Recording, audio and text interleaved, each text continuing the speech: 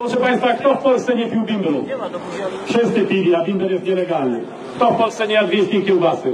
Wszyscy jedli kiełbasę od chłopa, a kiełbasa jest nielegalna. I podobnie jest z marihuaną. 50% młodych ludzi pali marihuanę, a marihuana jest nielegalna. Marihuana ma mniejszą szkodliwość niż piwo, mniej uzależnia i nie ma właściwości toksycznych. To nieprawda. Ale w kraju się, to jest niestety prawda, ale w kraju się nauczyliśmy, że jak coś jest nielegalne, to niby tego nie ma. I co, nie ma tego? Zna Pan jakąś wioskę, gdzie by nie produkowali bimbru, bo ja nie znam. Był Pan na jakimś weselu, żeby nie produkowali bimbru, bo ja nie znam. To niech Pan pójdzie na dowolną prywatkę młodych ludzi. Zobaczy Pan, że wszyscy palą marihuanę. Jeśli chcemy ograniczyć konsumpcję marihuany, trzeba ją zalegalizować. W Czechach zalegalizowali, spadła o połowę, bo będzie mniej sekcji. Nie może być tak, że ktoś zapalił kawałek trawy i dostaje 6 miesięcy więzienia. Będziemy legalizowali marihuanę, będziemy legalizowali bimber, będziemy legalizowali wiejską kiełbasę i będziemy liberalizowali ustawę aborcyjną. I wyprowadzimy religię ze szkół.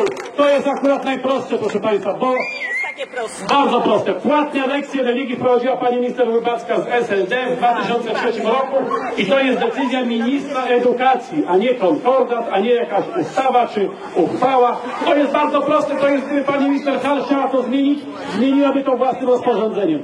Dlatego naszym kandydatem do ministra edukacji narodowej jest pani profesor Środa i my nie wejdziemy do żadnej koalicji rządzącej, jeśli nie będziemy mieli wpływu na ministra edukacji narodowej, czyli jeśli nie wyprowadzimy lekcji religii ze szkół. To się rozmyje po wyborach. Ale to po co? Gdyby się coś miało rozmyć, to po co ja miałem robić Platformę? Ja się co tydzień widywałem z Tuskiem, co 2 tygodnie z Komorowskim, nazywałem się posłem, występowałem naokoło w telewizji. Trzeba było mi wychodzić z Platformy? Tylko po to, żeby być? Nie. Wyszedłem, bo chcę coś zmienić, bo nie wystarczy być. Bo właśnie od tego, żeby być, to są ci, którzy są od 2001 roku, którzy tak to zorganizowali, żeby nikt inny nie mógł im zagrozić. I właśnie w proteście przeciwko temu, ponieważ to jest wyjątkowy czas w tej chwili, czas pokoju, czas dotacji europejskiej, kiedy Polska się może rozwijać, a my marnujemy tę szansę.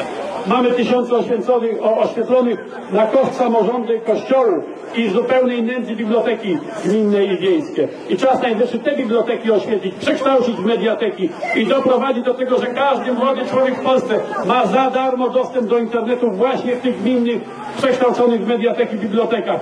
To jest przyszłość, a nie dyskusja o Smoleńsku.